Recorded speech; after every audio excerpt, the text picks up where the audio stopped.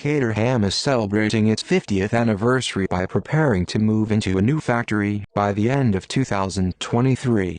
This move is expected to significantly increase its production capacity, allowing the company to build up to 750 cars a year, a 50% increase from its current capacity. The new 54,000 square foot facility will be located on a 9-acre industrial site near its current base in Dartford, Kent. This new location will bring together Caterham's production, engineering, motorsport, and commercial teams under one roof.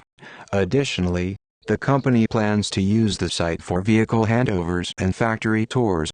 This expansion is made possible by a multi-million-pound investment from VT Holdings, a major Japanese retailing group that acquired Caterham 2 years ago.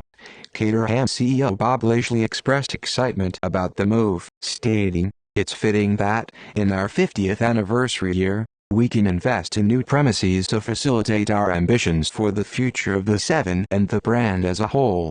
He added, "The site not only increases our production capacity but enables us to advance our manufacturing capabilities into a modern setting. It will be a fantastic new home for the brand, our employees and our customers past, present and future to visit." Caterham was founded in 1973, initially building cars in Caterham, Surrey. The operations later moved to Dartford in 1987, where the company has been based since then. As a fun aside, it's almost been 10 years since TG demonstrated that none of those specialist facilities were strictly necessary by building a 7160 in the office. How time flies indeed.